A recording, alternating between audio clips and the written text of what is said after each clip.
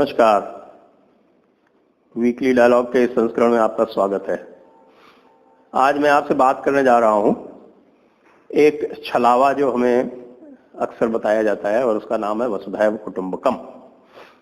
वसुधैव कुटुंबकम का अर्थ ये बताया जाता है कि जो उदार मना लोग होते हैं उनके लिए पूरा विश्व ही एक कुटुंब या एक परिवार की तरह है।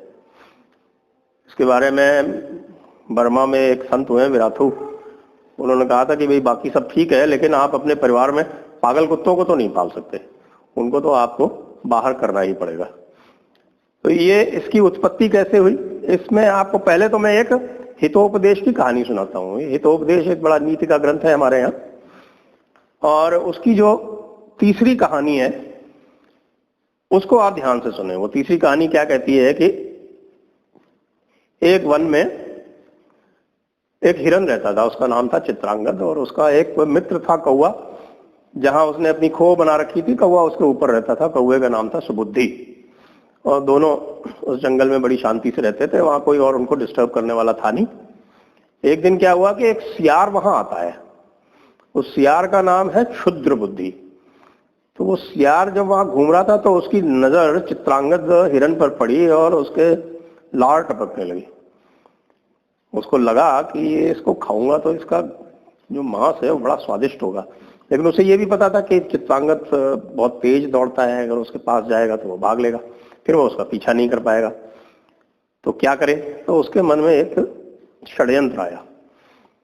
उसके मन में षड्यंत्र आया तो वो धीरे धीरे मक्कारी करते हुए उसके थोड़ी दूर तक गया। हिरन सावधान हो गया और सावधान होके भागने की मुद्रा में हो गया। तो सियार ने उसको दूर से आवाज लगाई और उसको कहा कि भाई ऐसे मत घबराओ, मैं तो दूर से आया हूं, यहाँ भटक गया हूं, मुझे आश्रय की आवश्यकता है और तुम मुझसे बिल्कुल मत घबराओ, मैं तो आश्रय की तलाश में आया हूं। हिरन इतना बेवकूफ था नहीं, उसने कहा कि भाई ऐसा है, मैं सब तुम्हारे बारे में जानता हूं, तुम मक्कारी कर रहे हो, तुम्हारा उद्देश्य कुछ और है, इसलिए मैं तुम्हारे झांसे में नहीं आने वाला, तुम तो यहां से खिसक लो, और मैं तो यूं चला। तो उस समय हितोपदेश में प्रसंग आता है कि सियार ने बड़ी चालाकी से एक श्लोक सुनाया। वो श्लोक क्या था? अयम निजो परो वेति गणनाम लघुचेत साम उदार चरिता नाम तु वसुधैव कुटुंबकम। ये सुनकर हमारा जो हिरन था, भोला वाला तो थोड़ा था ही, तो वो बड़ा इंप्रेस हो गया। संस्कृत के श्लोक सुन के अक्सर लोग इंप्रेस हो जाते हैं, तो उस समय वो हिरन भी इंप्रेस हो गया, कोई खास बात नहीं थी। उनका ये तो बड़ा विद्वान सियार है, ये तो इस तरह की हरकत नहीं कर सकता जैसे कि मैं सोच रहा हूँ कि ये मुझे खाएगा या मेरा कोई नुकसान करेगा, ये तो बहुत विद्वान है। तो वो उसके झांसे में आ गया और उसको लेके अपनी खो पे चला गया कि मैं इसको अपने साथ रखूंगा, ये बड़ा विद्वान है, संस्कृत के श्लोक सुनाता है। जब वो वहां पहुंचा तो कौवे ने उसको देखा कि ये किसी को लेके आ गया। उसने कहा ये क्या बेवकूफी कर रहा भाई, तू जानता नहीं कि ये कितना धूर्त और कितना दुष्ट और कितना शातिर है, इसको तू अपने साथ रखना चाहता है। तो चित्रांगद तो वसुधैव कुटुंबकम के प्रभाव में आ चुका था पूरी तरह से।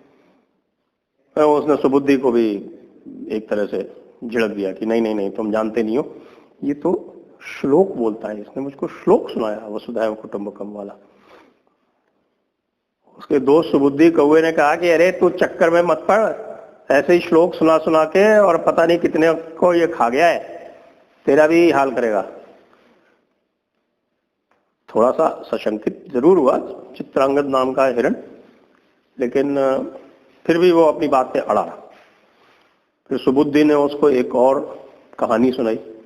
इसी कहानी में एक और कहानी आती है, और वो एक गिद्ध और बिलाव और चिड़ियों की थी कि किस तरह से एक बूढ़ा अंधा गिद्ध था, और चिड़ियां जो थी वो जब जाती थी तो अपने बच्चों को उसकी केयर में रख जाती थी। फिर धीरे धीरे कहीं से एक बिलाव आया, तो पहले जब वो गिद्ध के पास गया तो गिद्ध उसको मारने को दौड़ा, तो उसने भी उसको कॉन्फिडेंस में लेके और एक एक करके चिड़ियों के बच्चे पार करने शुरू किए। और बाद में जब चिड़ियों को ये पता चला कि उनके बच्चे गायब हो रहे हैं तो उनका शक गिद्ध के ऊपर गया और उन्होंने गिद्ध को मार डाला। लेकिन हमारे चित्रांगद जी को सुबुद्धि के द्वारा ये कहानी सुनाए जाने पर भी उनके ऊपर कोई असर नहीं हुआ, क्योंकि वो तो पूरी तरह से वसुधैव कुटुंबकम के जाल में आ गए थे। उनका नहीं नहीं नहीं नहीं ऐसा नहीं है, और फिर भी अगर ऐसी कोई बात है तो तुम ऊपर बैठे हो देखते रहना। अब सियार जो था इस ताक में था कि कैसे नजर हटे और मैं इसका शिकार करूं, लेकिन कौवा बिल्कुल ऊपर से ताड़े हुए था सुबुद्धि। तो फिर शुद्र बुद्धि ने फिर नई तरकीब निकाली, और उसने नई तरकीब निकाली और हिरण को एक ऐसे खेत में ले गया जहां पे किसान ने अपनी फसल बचाने के लिए जाल फेंका हुआ था, ये कह के कि देख मैंने तेरे लिए बड़ी अच्छी जगह देखी है, वहां पे बिल्कुल नई फसल है और तू वहां जाएगा तुझे बहुत अच्छा खाने को मिलेगा। हिरण को ले गया और हिरण जाके वहां पे फंस गया। तो हिरण फंस गया तो ये पीछे पीछे था, तो इसको आवाज लगाई कि अरे अच्छा है कि तू मेरे साथ है भैया, ये जाल काट दे, तेरे दांत बहुत तेज है। तो हमारा क्षुद्र बुद्धि सियार जो था वो वहीं आराम से बैठ गया। उसने कहा मैं क्यों हत्या का पाप अपने सर लूं, ये कुछ देर में मारा ही जाएगा, उसके बाद में फिर आराम से इसका मांस खाऊंगा। तो उसने बोला कि भाई देख भाई, मैं तो बिल्कुल जाल काट दूंगा, मुझे काटना भी आता है, लेकिन आज रविवार है, आज मेरा व्रत है, आज मैं नहीं काटूंगा, तो थोड़ी देर इंतजार कर ले, प्रतीक्षा कर ले, फिर कल मैं काट दूंगा। अब जो हमारे हिरण बाबू थे चित्रांगद जी, अब उनकी ऐसी तैसी हो गई, उनका अब क्या करें, मारे जाएंगे, या तो किसान हमें मारेगा या ये बदमाश जैसा कि हमारा मित्र कौवा कह रहा था ये हमें मार के खाएगा। लेकिन वो कौवा जो था वो देख रहा था, वो ढूंढता ही रहता था, निगाह रखता ही था। वो उधर से उड़ते हुआ आया, उसने देखा फंसे हुए हैं श्रीमान, उसको देख के ये चिल्लाए, तो ऊपर से उसने उलाना दिया कि बोला था ना मैंने कि फंसोगे तुम किसी इस कपटी के जाल में।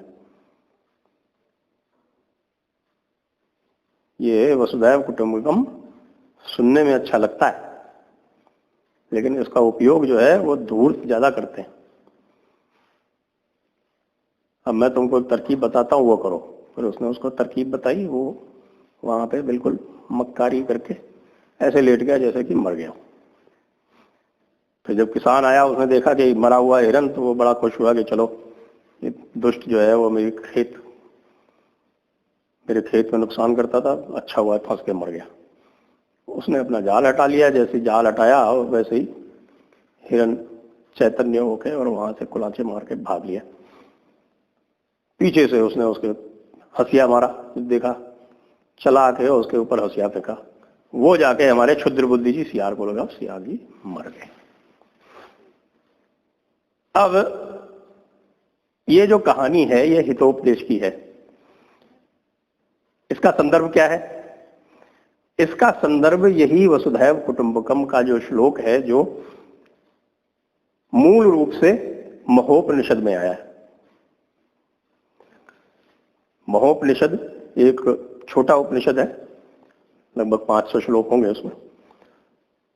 उसमें ये संदर्भ क्या है? उसमें संदर्भ ये है, घोष महर्षि वेदव्यास जी के पुत्र हैं, बहुत बड़े संत हुए शुकदेव जी।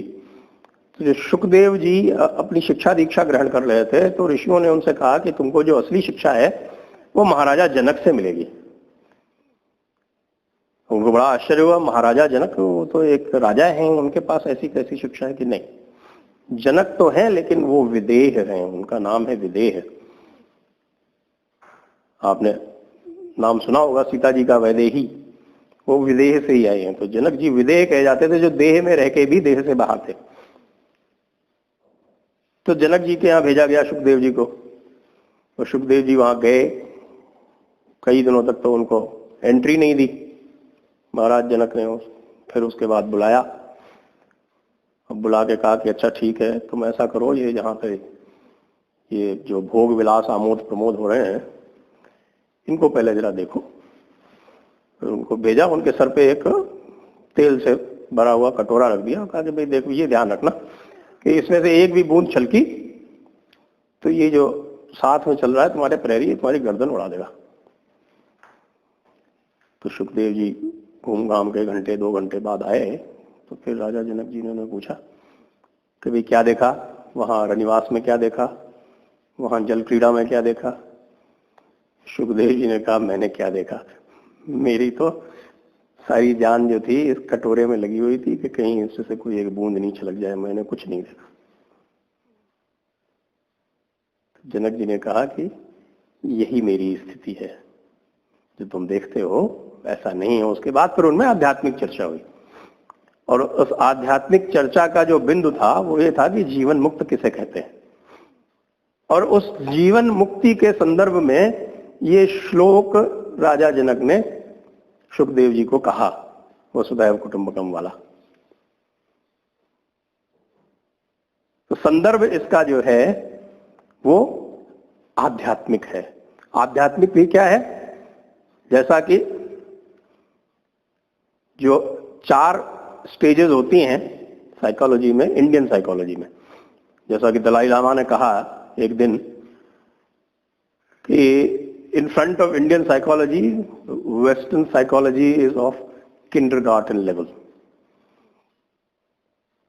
तो इसलिए इंडियन साइकोलॉजी को समझने के लिए you have to go to the 4 states, और उसमें जो हाईएस्ट स्टेट है जिसको चित्त की अवस्था बोलते हैं, चित्त की अवस्था is the highest consciousness of the self, और उसके ऊपर भी चित्त की अवस्था है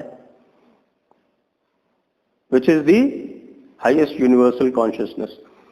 तो जब उनके बीच में हाईएस्ट यूनिवर्सल कॉन्शियसनेस और highest consciousness of the self की चर्चा हो रही थी, तो उस लेवल के लिए, साइकोलॉजी के उस लेवल के लिए वसुधैव कुटुंबकम की चर्चा की गई। फिर कुछ ज्ञानी लोगों ने उस वसुधैव कुटुंबकम को जब व्यवहार में लाने की कोशिश की तो फिर ये जो हितोपदेश की कहानी लिखी गई कि भाई जो चीज हाईएस्ट कॉन्शियसनेस, जो चित्त और जो ब्रह्म और ब्रह्मांड की स्थितियों और उसके स्तर की जो बात हो रही है, उसको सामान्य व्यवहार में लाए जाने की आवश्यकता नहीं है। यदि उसको आप सामान्य व्यवहार में लाएंगे तो आपकी वही स्थिति होगी जो उस चित्रांगद नाम के हिरण की हुई। इसलिए आप सभी लोगों से मेरा अनुरोध है कि वसुधैव कुटुंबकम आपको सिर्फ डिजार्म करने के लिए, आपको एक तरह से न्यूट्रलाइज करने के लिए आपके विरोधियों द्वारा इस्तेमाल किया जाता है। वसुधैव कुटुंबकम एक बहुत ही उदात्त विचार है, लेकिन वो उदात्त विचार, उस कुटुंब का विचार उन लोगों के बीच का विचार है जो चित्त की उस अवस्था को प्राप्त कर चुके हैं, जो मन बुद्धि अहंकार के परे जाकर चित्त और चित्त की अवस्था में है। उनके लिए ये पूरी धरती एक कुटुंब के समान है। जो अभी मन बुद्धि अहंकार के फेर में पड़े हुए हैं वेस्टर्न साइकोलॉजी में, तो उसके ऊपर की कोई अवस्था ही नहीं है। जो उसके फेर में पड़े हुए हैं उनके लिए ये अवस्था नहीं है। उनके लिए ये है कि भाई आपके परिवार में यदि कोई पागल कुत्ता हो तो उसको आपको मारना ही पड़ता है। इसे संदर्भ सहित समझे। किसी भी भारतीय शास्त्र को बिना संदर्भ के नहीं समझा जा सकता, और किसी भी मसीही शास्त्र को संदर्भ लगाया नहीं जा सकता। मसीही शास्त्र को आपको लिटरली पढ़ना पड़ता है, लेकिन किसी भी भारतीय शास्त्र को यदि आप लिटरली पढ़ेंगे तो अर्थ का अनर्थ करेंगे। वो ऐसा है क्योंकि उसमें जो न्याय शास्त्र लगता है, जो लॉजिक लगता है, वो जो वेस्टर्न लॉजिक है उससे बिल्कुल अलग है। अब ये लॉजिक और टाइम के सिद्धांत क्या है ये फिर कभी, लेकिन आज की दिन आप ये समझ लें कि वसुधैव कुटुंबकम सामान्य जनता के लिए नहीं है। सामान्य व्यवहार के लिए, सामान्य देशों के आपसी व्यवहार के लिए भी नहीं है। ये एक आध्यात्मिक चिंतन है। धन्यवाद। Press the bell icon on YouTube and don't miss another update.